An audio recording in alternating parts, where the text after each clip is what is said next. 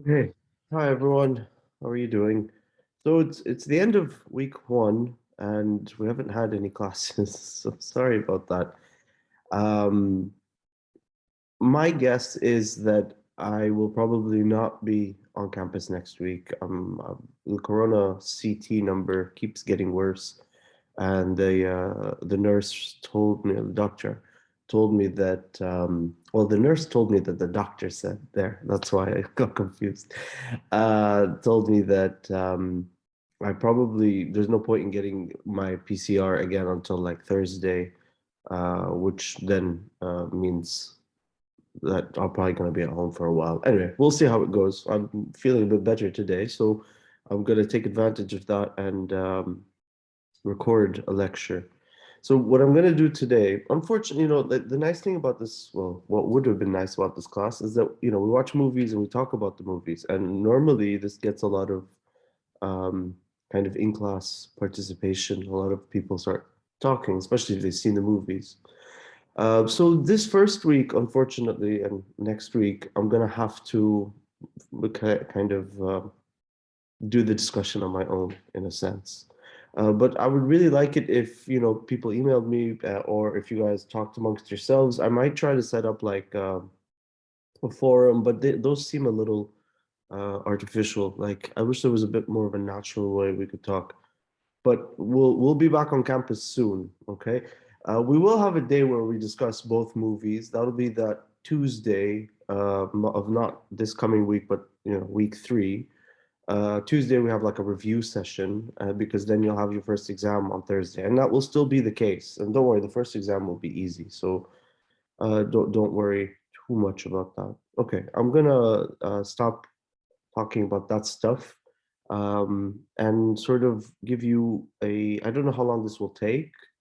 I'm just gonna sort of talk a little bit about the movie, and I might refer to that handout, some of the main themes, what's interesting, and then I'm going to move on to the Plato excerpt. And in order to understand the Plato excerpt, which has to do with the myth of Gyges, right? It's like a myth. I'm going to give you the context, like what's happening at that point in the book in the Republic. Why does the myth emerge? Why are they talking about it? What's it supposed to tell us? What's the challenge that we're supposed to respond to?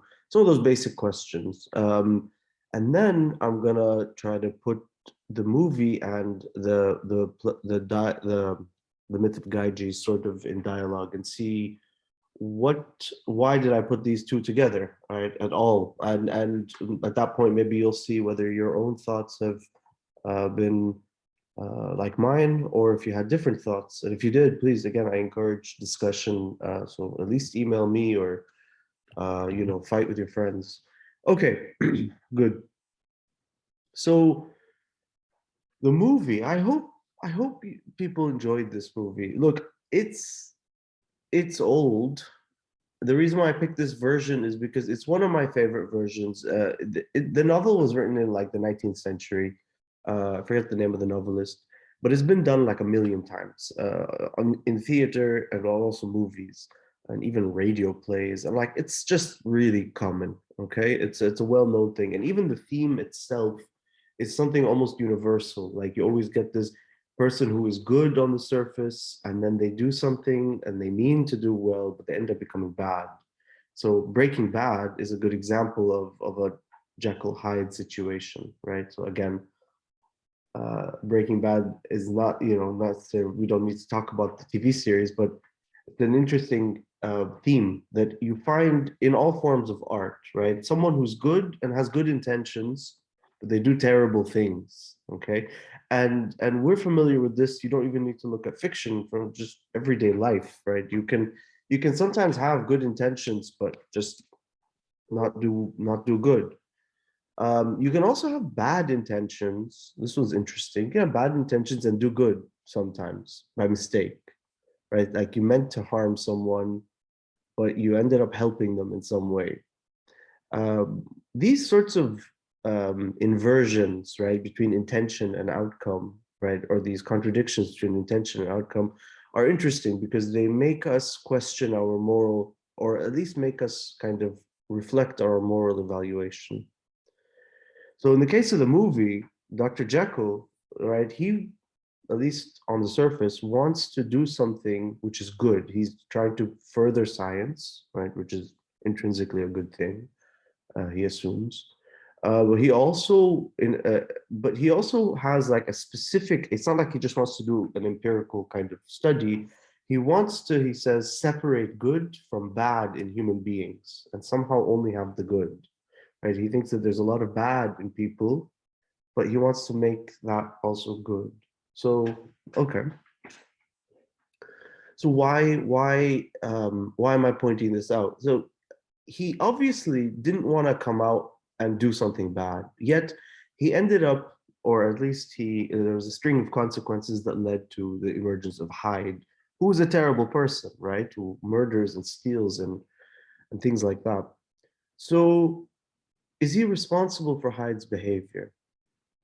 Um, can we hold him responsible? Can you hold someone responsible if they had good intentions, right? Or if they had good intentions, how much does that help their case, right? So say you do want to blame him for Hyde's behavior, but would you hold him responsible in the way that you would hold someone responsible who wanted Hyde to emerge, whose purpose from the very beginning was to create a Hyde? That's why the potion was made, right? There's obviously an intuitive difference between the two.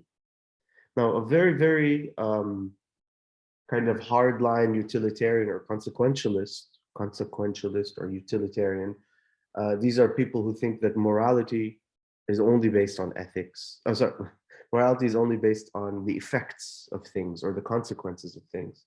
In that case, they're both bad, right? The person who wanted Hyde to emerge and the person who wanted something else, doesn't matter what you want. You created Hyde and you're both equally responsible for that. Some people say, no, we're more interested in the intentions or what you wanted. It is important to see what ended up happening, but the intentions are where the moral evaluation comes in. This is going to be a very important uh, uh, distinction between two basic forms of moral thought that we're going to look at throughout the course of the semester. Are deeds to be evaluated in terms of reasons for action or intentions, right? What are your intentions? Or are they to be evaluated based on the outcomes? Regardless of what you wanted to happen, if it led to something bad, then you did something bad.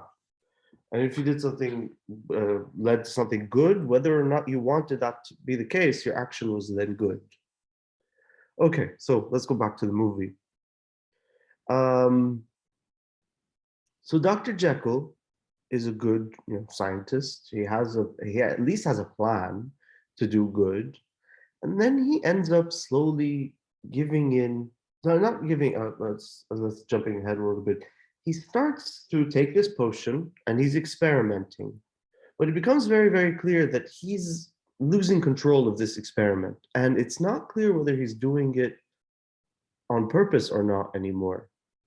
Okay, so one thing I said when we did see each other in the first day of class to those who were there, the thing about the movie is that it can also be a movie about addiction, right? And it's an interesting kind of movie if you look at it from the point of view of addiction, because what happens to him is that he gets a taste of something that he didn't expect to enjoy. And then it's like all of his plans start to shift and they start to revolve around that pleasure, around the happiness that he got from being Hyde. And in fact, he stops thinking clearly. Or if he does think clearly, he's thinking clearly only in ways to help Hyde. So there's many points in the movie where you start to see this like downward spiral of the character. He starts off kind of in control, but then he starts like, he's moving money around, he's pretending to have, he's doing a lot of different things to hide and to help Hyde, right? So we start to see that the control is no longer in Dr. Jekyll's hands, but it's more and more in Mr. Hyde's hands. Now, I say here that the word is the control, right, has gone from Dr. Jekyll to Mr. Hyde, but we should ask ourselves, first of all, clearly they're one person. clearly they're one person. So when we talk about the movement going from one person's control to the next, obviously we're being metaphorical because there's physically one body here. There's just they're completely transforming into a different kind of person with different desires and different goals and different values. Uh, Now, so that's one complicating factor. If you want to make a note of these, one complicating factor is that, yeah, we can say that one takes over, but they're the same person. Now, you might say, well, it's a movie, and clearly things like that don't happen in life, but they do, right? Sometimes you catch yourself doing something that you never thought you would have done, or saying something you never thought you would have said. It doesn't need to be negative. It can also be positive. Maybe you suddenly feel that you're brave one day, braver than you ever thought you would be. Like I one time found a big nasty spider and I didn't like run away. I didn't cry. I dealt with it, right? I sold the house. I'm not joking. No, I basically, I dealt with the spider. And I remember thinking to myself, I never would have done this if you asked me if I could do this, I would have said no. But then I did, and that's a silly example. But we do sometimes surprise ourselves, both well and badly. So although it is a complicating factor, we can't just say that, for example, Dr. Hyde takes control from Dr. Jekyll. Sorry, Mr. Hyde takes control from Dr. Jekyll. It is complicating because we're not really sure how to treat this person anymore. They seem like two different people. But we can't cancel that complication by simply saying it's not believable, because it is believable. And in fact, the longer you live, the more you'll shock and disappoint yourself. It's true. You will grow up and disappoint yourself. No, you will experience things that you didn't think you were capable of doing, right? And good and bad. Um, a more extreme, well, not extreme case, but a more kind of understandable instantiation is that when you get very uninhibited because you've taken drugs or alcohol, right? If you drank too much, you don't act like you do when you're sober. Very few people do. Very, very few people are able to drink and act like they do when they're sober, in terms of their judgment, right? Most people will have impaired judgment. Most people will have disinhibition, and then things become really spicy. So so in this case, it's like an extreme case of disinhibition. Okay, so it is the same person, but again, how do we talk about responsibility? In the one case, Dr. Jekyll is clearly responsible for the decision, right? Uh, and so he has to kind of live with the consequences of his decision. But in doing what he did, he became someone that did things he never would have done, right? And again, of course, it's just a movie, but I'm trying to show you that it really is a lot like life in a sense, in some ways. Okay. And yeah, if you crash a car while drunk, it's not like you can say, "Oh, that wasn't me." Okay. Or if you're mean when you're hungry, you can't say, "That's not me when I was hungry." It is you. You're just in an emotional state that's not tolerable. Okay, good. So that's one complicating factor in trying to assess Dr. Jekyll and Mr. Hyde, like all together, morally evaluate them. That's a complicating factor. At what point do you draw the line, right? Like who's responsible when and who's not responsible? So that's one thing. The other thing to keep in mind is, and it's probably a bigger complicating factor, is that whereas Dr. Jekyll is someone who um, has kind of reason, is able to plan, has values, is able to justify why they want to do certain things, whether or not people agree or disagree with him. Right? The scientists, remember at the beginning of the movie, they all hate him. They all think what he's doing is wrong. They're very conservative, right? And so he obviously defends himself, and he's able to argue with them and show why he wants to do the thing he wants to do. But Mr. Hyde is not that kind of person. In fact, Mr. Hyde's not really a person. Mr. Hyde is more like, in psychoanalysis, the id. It just wants everything that's wrong. It wants everything that it can't have, right? You want to steal? No, sorry, you can't steal. I want to steal, right? You want to rape? You don't want to rape? Sorry, you can't rape. I want to rape, right? I want to take advantage. I want to murder. I want to fight. I want to steal. All these things. It's basically a personality that is based on doing things that you're not allowed to do, which is not really a personality, because a personality, or at least most people, um, your average, let's say, person, or like kind of your schema of a person, is that they have social and antisocial behavior tendencies. They have some, or at least they're kind to some people, right? They take care of some people. There's something, right, that where they distinguish between just being selfish and being a sociable person. Mr. Hyde is not at ever unselfish. He's always selfish. And that makes you feel like it's very, that's not a person anymore. Because people tend to have some kind of complexity. In other words, Mr. Hyde's extremely uh, predictable, right? Like what's he going to do next? Well, the bad thing, of course, right? He's never going to surprise anyone. And in a sense, it's easy to catch someone like Mr. Hyde. You just need to set a trap. You need to tempt him, and he'll take the temptation. So it's very interesting here where you suddenly realize. So whereas, okay, so let me slow down. We're talking about these complicating factors in the story, right? Because we want to know how to evaluate morally. The first problem we had was that, well, on the one side, we can kind of talk about decisions being made by either Dr. Jekyll or Mr. Hyde. But then we have the idea, which is very obvious, that no, but they're actually one person, right? And I talked about that a minute ago. But now we're talking, so say now we do accept that they're one person, right? There's a sense in which they're not really one person, because Mr. Hyde is not really a person. There's no one is really like Mr. Hyde. Mr. Hyde is really extreme. Okay, and you might say, well, why is he so extreme? Well, then I'll save that for a moment. But in that case, we have a problem. Can we blame Mr. Hyde for anything? If Mr. Hyde is really just not even a person, they're not responsible for what they're doing. They're predictable. They're like a sin machine, right? They're like a machine that sins. If you've got an opportunity for sinning, this machine will do it, right? That's Mr. Hyde.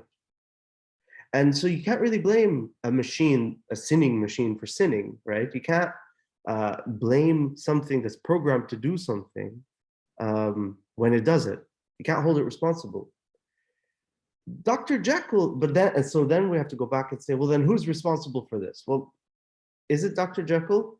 Because we have that problem of, well, his intention was to do good, and then he was under the control of Mr. Hyde. Right? That whole thing about addiction or giving into temptation, right? He wasn't in control anymore. Dr. Jekyll, in the middle and the end of the movie, was not the same as at the beginning, where he was in control, right, of his life, and he was this respectable scientist.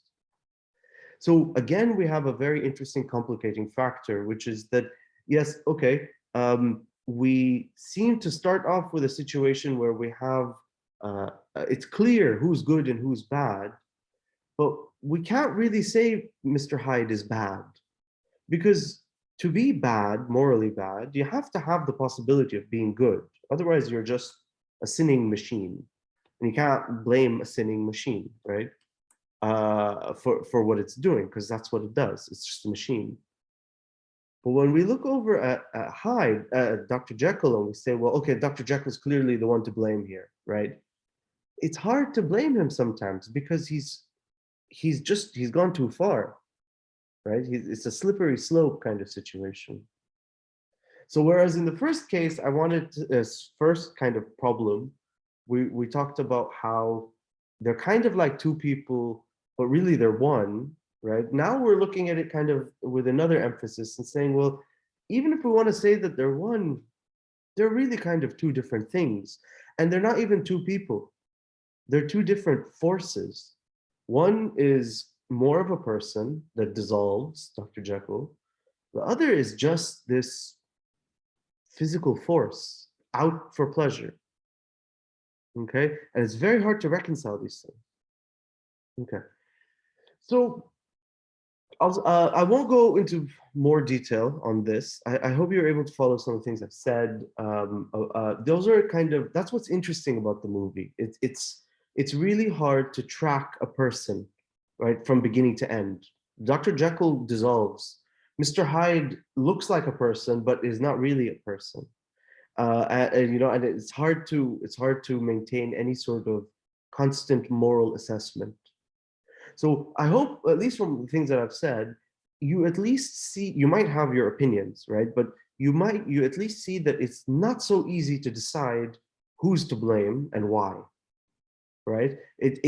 Or at least it should be interesting to you to see why that's difficult to make. Okay, good. So that does it with the movie side. I'm going to leave that. I'll probably refer back to it a little bit as once I start talking about Plato.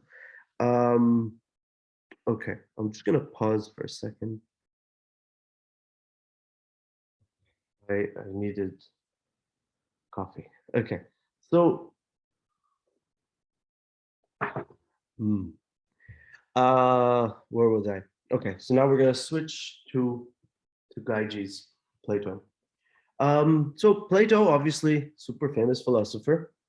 And the excerpt that we're looking at, which I called the Myth of Gyges, comes from book 2 of the Republic. Republic is this big, famous utopian book where he kind of outlined the perfect society. In books 1 and 2, he doesn't really get into that yet. It's more kind of general, and they're talking about basic problems of justice and morality. And then the rest of the book gets into the Republic and how Plato envisions, or Socrates envisions, the most just society should be. But in book 2, where the myth of Gyges comes in, we have what we would call sort of the challenge, right? That sets the whole book going, right? And the basic idea is it can be encapsulated in a number of ways. The simplest way is, why be moral, right? Like, why be moral when, and the reason why that's an interesting question is because, first of all, this is pre-Christian, right? Or pre-monotheistic religion, with the idea of a personal God who then will reward or punish you and you'll go to heaven or hell. This is ancient Greece. And more important than that is that for human beings, you have the choice of being good and bad. And sometimes you need to be good because there are consequences if you're bad, right? So you'll get caught, or you'll be punished or executed at worst, right? Or maybe you're just not strong enough to get away with doing something bad. But say you could get away with doing something bad, then what stops you from doing the bad thing? Remember, this is pre-monotheistic heaven and hell sort of paradigm. And this is the thing that really animates a lot of Greek moral psychology, and still up to today, is that, look, if I can benefit from doing bad more than from doing good, right? In fact, sometimes doing good comes at my own cost. And I can benefit from doing bad, especially if I don't get caught, or if I have the ability to hide it. And if I'm in a situation where I can do something bad and hide it and benefit from the bad thing that I did, why would I not do it? Right? That's a very, very compelling question for Plato. Like, what stops you from doing bad things if you weren't going to get away with it? So that's the kind of problem. And the person who stands for this in the dialogue, we don't see him in the excerpt that I gave you, is this guy called Thrasymachus. And Thrasymachus basically tells Socrates, like, all this stuff about morality is stupid, because if you are strong, then you'll just do what you want and get what you want and you'll be happy. And if you're really strong, you can do that and still mess with people's opinions and your reputation, and people will think you're actually really good, right? When really you're just a bad person, but you're happy because you get all the things that you want, and people think you're good. Being moral, he says, that's for chumps and for weak people because they're too afraid to break the rules and they can't cover it. Or if they don't, and if they can't cover it, then they also can't defend themselves. So they go along with morality. Also, they're afraid of hurting people who might hurt them back. So Thrasymachus says basically morality is for weak people. It's not for the strong, right, or the manipulative. Socrates says no, but the whole book is about trying to show why he's right, because it's not obvious to him, right? Christian sorts of theologians later will say it was pretty easy, right? There's heaven and hell, okay, and so you want to go to heaven, right? But that answer is not available to the Greeks. So the book, in a sense, is a long, extended answer to why it's better to choose to be good, even if you don't benefit from the good, right? Sometimes when you tell the truth, you're in trouble. But Socrates says it's better to do that than to lie, even if you're going to lie and get away with it. And that seems like a really hard thing to convince people of. Okay, so that's the background. Okay, and then they give the example of Gyges to sort of illustrate this. Okay, and it's supposed to be a sort of thought experiment slash legend that is supposed to make you think like, well, yeah, you know what? Anyone would act like Gyges did. So what did Gyges do? Gyges, interesting character. We're reading one version of Gyges' story. I'll give you the other version. They're interesting to compare, but we won't look at the other one in detail, but I'll mention it. This version basically says, well, look, Gyges was just like a shepherd, right? And one day he is, walking around with his flock, and I think there was like an earthquake or something like that, and the earth opens up, and he's like, first of all, terrified, but then he's like excited about like what's down there. And so he climbs down into the chasm that's been opened in the earth, and he finds a tomb. Now, most people, I'll just mention this briefly and we'll come back to it. Most people, like, would you climb down? I don't think you would, right? I personally wouldn't. But some people are adventurous. But then he finds a tomb and he gets curious about what's in there, and he opens it and he finds that there's a body in there, and he's not afraid of it or anything like that, but he notices that there's like this really cool ring on it, on the body, so on the hand, nowhere else. So he takes the ring, right? He robs the corpse, right? Now this is grave robbery. That's already a crime. The reason why I'm pointing these things out is that I mean, most people wouldn't do that. Anyway, let's go along with the story. The story says that he gets the ring and then he puts it on and he goes back, right? And one day he's with people and he starts to fidget with the ring. And he says people started talking about him like he wasn't there, as in he became invisible. And then when he fidgeted with it again, he became visible again, right? People could see him. And so he kind of experimented with it a little bit more and figured out exactly how to use it and how to manipulate the ring and become invisible at will. And then he one day goes to see the king, and then it escalates, like literally in a sentence, the story goes, he killed the king, seduced the wife, and took the empire. So that escalated very quickly, right? But basically, he realized that he could do things without anyone ever seeing him, including seduce a woman. Uh, so, so what's interesting about this myth? In the Republic, in Plato, right? Basically the characters, they hear this and they say, well, yeah, most people would do what Gyges did because there's no consequences. They won't get caught. They'll get away with anything. And once you're strong enough, right? Then even if they find out who did it, you're too powerful, right? He took over. He's the king now. If you're king, it doesn't matter what you did to get to being king. Now you're king. Okay, so Gyges will use this tool to do whatever he wants. And Thrasymachus thinks that this story vindicates him, right? He's the one that says might is right and your morality is only for the weak.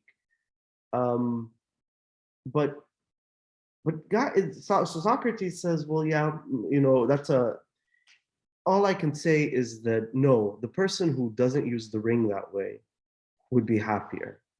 And they don't really, no one's really convinced. So in the rest of the passage, they move on and they say basically, well, let's imagine two different people. Let's imagine someone who is so evil that they get everything that they want, they harm everyone around them, and they lie so well that everyone thinks that they're actually really good, right? So they're like a politician pre-2019, okay, in Lebanon. So basically they lie and they cheat and they steal, they take advantage of people, but they also disseminate a good reputation so that people love them, and they live happily by being immoral. And on the other side, you have someone who's so good that they don't spend any time trying to convince people that they're good. And in fact, they have a very bad reputation, but they stay good. And they live miserably, and they're in jail, and they're hated, and they live in isolation, but they're still good, right? He says, who would you rather be? And again, Socrates says, it's very hard for me to tell you why, but I think the good person who everyone hates is still better than the other life. And the rest of the Republic is all about trying to justify this. Okay, good. So a couple of things that, before we get back into the movie, just a couple of kind of philosophical lessons to draw. So if you want to make a note of these. The myth of Gyges is supposed to show us a couple of things. First of all, the temptation, right, is really strong, right? It's in the sense that if you see an opportunity to do something that you want, right, that normally you wouldn't do because you'd be afraid of getting caught. But if suddenly something is there for the taking and nobody's watching, literally you're invisible, most people wouldn't have the ability to stop themselves. Now that's a psychological generalization.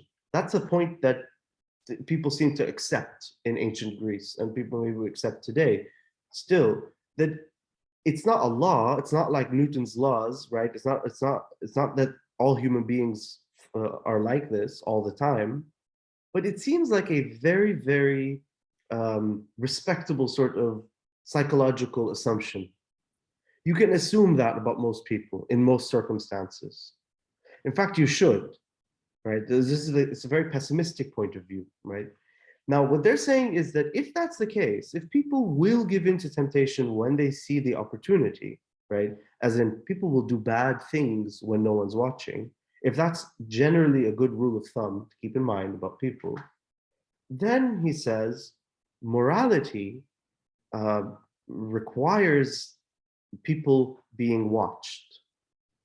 Okay, it requires society. It requires that people's actions be brought forward, right? And this, and you know, the Greeks were the originators of democracy and the idea of sort of speaking to everyone and bringing things into the public, right?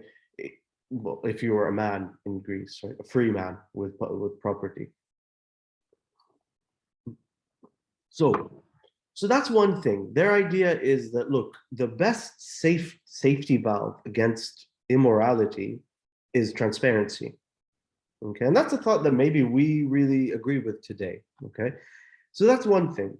So they're assuming, and now we're really getting into the ethical theory stuff now.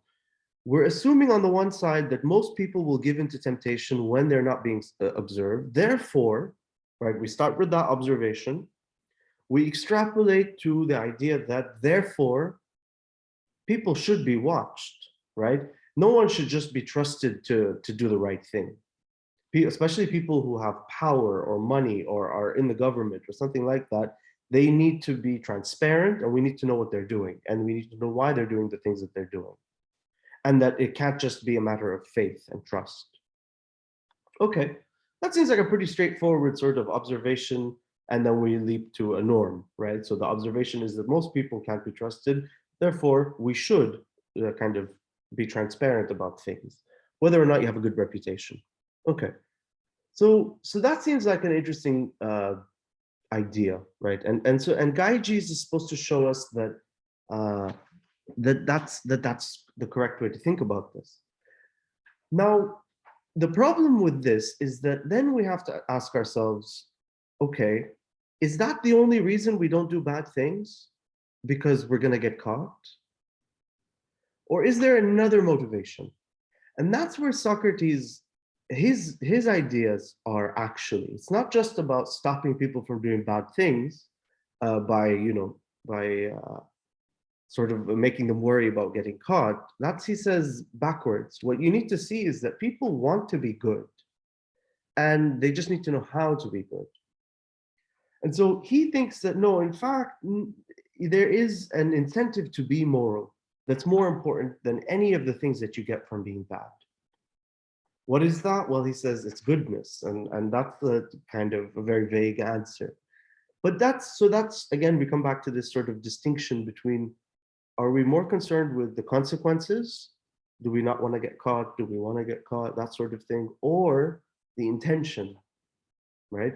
Do we care more about what our moral value is as a person, right? When we think about the things that we do. Okay, good. So so that's one sort of philosophical set of questions we can ask about Gyges. The other is maybe more deep, or kind of more psychological, even more psychological, which is that why is it that temptation is so powerful, tempting, right? Why is temptation so tempting? Why is it that we can go down these slippery slopes, right? And here we start to turn back to the movie a little bit. Why is it that human beings can't be satisfied with just a little bit, right? Why is it that when Gyges found out he could be invisible, he didn't just steal, he committed murder, and not just of anyone, but the king, which is like, at that time, is like parasite. Like, that's like killing the father of the people. Like, killing the king is the worst thing you can do after, killing God, right? And which is impossible. So you want to kill the king, you want to take the king's wife, right? The mother of the people, and you want to take the people too. So this guy went all out. He just, he did all of it. And it's important to see why it got that far. Or for example, why Hyde wasn't just someone who went out on weekends, right? Why Hyde had to go to murder at the end, and to the extremity that he did. Well, the reason why this is the case, or at least for the Greeks, right? They think that because our passions, right, our desires, the things that we want through our body, right, those things don't know how to be moderate. Those things are excessive. And this kind of makes sense, right? The first time you discover something that you like, you normally do it too much, right? Even if it's something like a song you like and you have it on repeat, how stupid is that when you like listen to the same song 60 times in a day and you're still enjoying it? You sound like a crazy person. You just listen to the same song over and over again and you're enjoying it, right? That's okay, music, but also, when you fall in love with someone and all you want to do is kiss them, right? And then that starts to wear off. Or all sorts of things like that. When you discover something that you like to eat and you eat too much of it. When you first start drinking or something like that and you overdo it. These sorts of kind of like when you have a new experience that you like, and then the experience takes over you, it can go in two directions. It can be kind of like a swell that then dies down. Most people are like that. It can also be something that gets so excessive, and you call that addiction, and then it can lead to all sorts of kind of negative things, right? Like death, right? That could be one thing. Or some people are very moderate. They're kind of like, from the beginning, they're moderate. I envy these people. My brother is one of these people. I remember when my brother was 18, he's like 21 now. When he was 18, he was talking to this girl. He liked her. He was telling me about her. And he was having a few beers while he was talking to me, and he was chatting with her like on his phone, And then he's like, I'm going to stop texting her. I'm kind of drunk now. And I remember looking at him, I was like, man, like I was 30 at the time. I was like, Ziad, if I had your common sense at 18, I would be like, I'd be king of the world right now. But and like he was just like, yeah, I probably shouldn't text her anymore. I'm drunk. I was like, okay, well, that's a very sensible boy. The idea here is that when some people they get overcome with pleasures, they get overcome with desire. Some people do that for a short while, some people do it to excess. Some people are able to control their desires. It really depends on you, depends on the thing in question, and depends on a lot of factors. So the idea though is that the desire itself is not rational. So what was rational about my brother was that he was like, look, I would want to talk to her, forever. And the drunker I get, the sloppier I'm gonna get, and it's just not gonna, I don't want to be that person. So his mind kind of steps in and says, okay, talk to her tomorrow, go to bed now. That's the rational part coming in. This is the way the Greeks looked at people. Like you need to control your desires. Because your desires, well, they just want the thing to infinity. Keep giving me. It's like a fish. It just keeps eating till it dies. That's one understanding of desire, right? Which is quite common and goes back to the Greeks. And it's the thing that is underlying the myth of Gyges. The myth of Gyges, he becomes invisible, and he does things that he wouldn't do because normally he'd be seen. And so the sensor is off, the filter is gone. He goes to the end. Okay. Now, we're done. We're not done. We'll talk more about this stuff in class. But so on the one side, we've seen the movie. Now we've talked about Gyges, Plato, and a couple of basic things about moral psychology, right? The idea that desires are extreme, but also that the first point that I made, well, COVID makes you stupid. I can't remember the things I'm saying. Yeah, it'll come back to me. Anyway, so those things. Hopefully, everything that I've been saying now has slowly started to make the movie and the text sort of talk to each other a little bit in your mind. I won't go into detail on this. It's already 40 minutes, 45 minutes, so I'll wrap up soon. But the thing to keep in mind is that, yeah, there's a kind of analogy here, right? One drinks a potion and becomes Mr. Hyde. The other one becomes invisible and becomes, does bad things. There's also another analogy. They both move towards excess. A third similarity is that what the vehicle of that excess, right, is their desires, which were in the first state repressed, right? He's a repressed scientist. He doesn't have anyone in his life. He doesn't do anything for fun. He just works really hard. He takes this potion and loses it, right? Gyges is not necessarily repressed in the same way. Gyges is just a weak shepherd and can't do the things that he does when he's invisible. So we've got analogies, right? There's a lot of similarities here. Now, with some big differences are Dr. Jekyll wanted to do a good thing. Gyges, it seems, didn't. Gyges, the second he saw that he could get away with murder, did it. Right? Gyges also, I wanted to say, was already a bad person because who climbs into the earth when it was just opened up and robs a corpse and uses the ring, right? That's already someone who's not your average good moral person. So I think Socrates could have said something like, well, you know what, like, maybe most people wouldn't have gone down and stolen the ring. But anyway, let's assume you have the ring. What do you do with the ring? Right? Most people would go in that direction. I think most people would, right? But does that mean that there's no good reason to be moral?